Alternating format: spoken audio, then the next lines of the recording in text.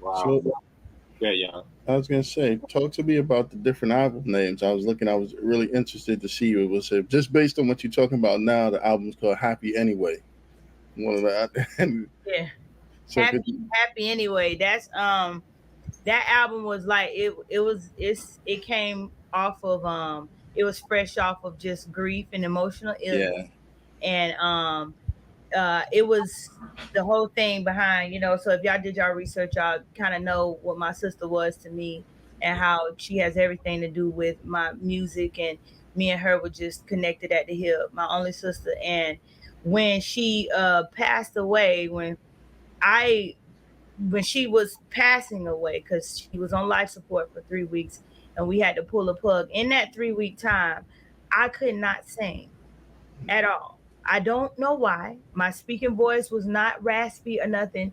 When I would try to sing, it would be I couldn't sing. Mm. So I I thought my voice had died with my sister. Honestly, I didn't, from wherever whatever it came from in me, I thought it was gone. Right. Then one day I literally sat up a few months after she passed away, and I started singing again. And that album, I just said I had to finish something. I had to finish something that me and her started when we were little girls, little kids.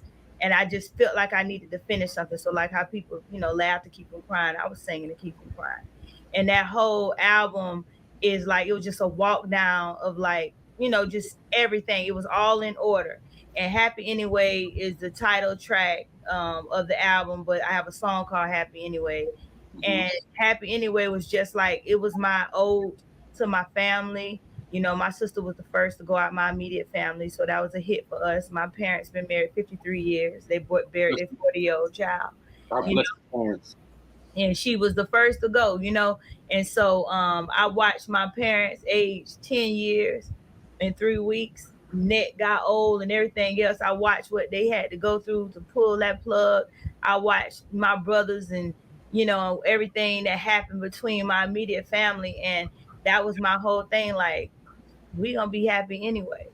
We gonna be happy anyway. We gonna find a way to survive and be happy. I got custody of my niece, my sister only child, Okay. and We got uh, a clan over there, sis. my 8 babies, 9 babies now. Actually, more than that, our oldest daughter had a little baby, so I got a little Aw. Wow. Come on. Prince now, babe. I was a teen when I had her. She trying to make me old, but don't ask me nothing about that. Don't get on that. Well, I was just wondering, like, even with a happy anyway, like, what exactly is happiness? Like, what constitutes happiness? I think happiness is self love. Mm, I think, and I'm correlating it to that because me being transparent, I didn't really love myself, and mm, I didn't even realize that I didn't love myself until my sister died, because she wow. loved me so well, and she was the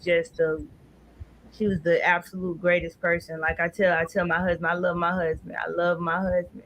He is the love of my life, but she was my soulmate. And Wow. I had to decide that was how I had to survive her death. I had to survive her death by continuing to love myself the way she did, and I didn't.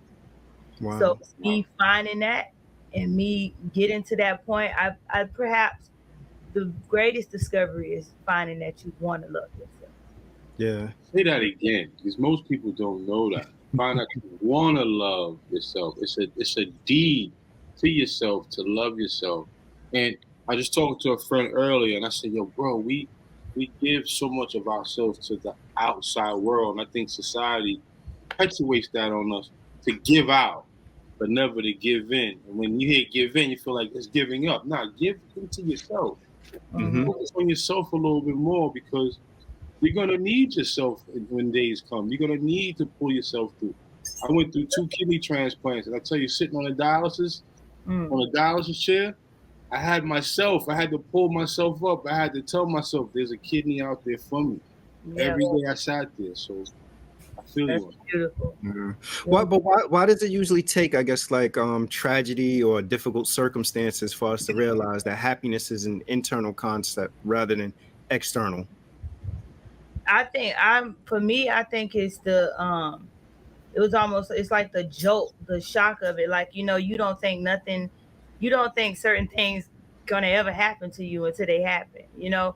And I don't know, for me, it was like, like I said, my sister, like, I don't talk about her to exploit the death or try to make somebody feel sorry for me. Like, all of this is true. Everybody who know me know her. She covered me. She Mhm. covered me in so many ways. And I'm the baby of my family. She was my older sister. Wow. And I'm the baby. And she covered me. She protected me. She protected me from me. Mm. So, How about that? like, I lost the protection.